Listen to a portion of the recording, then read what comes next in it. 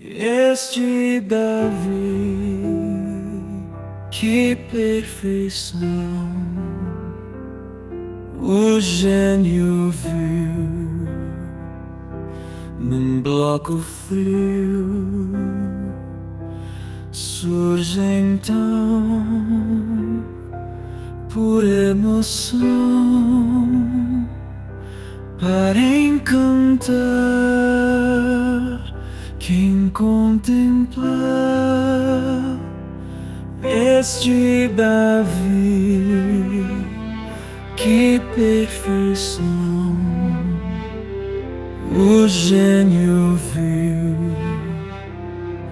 num bloco frio. Surge então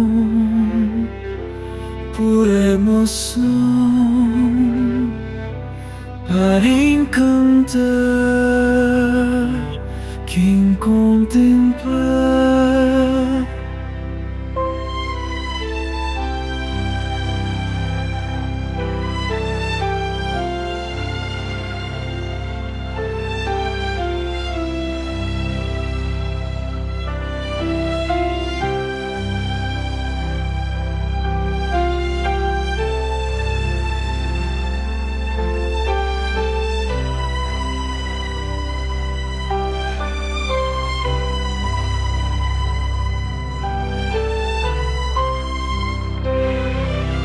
Este Davi, que perfeição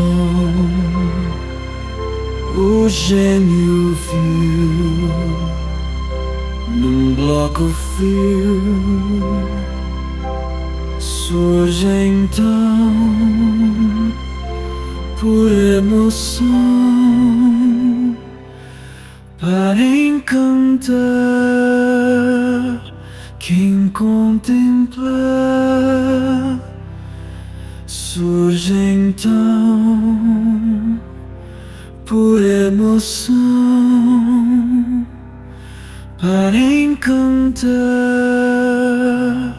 quem contempla.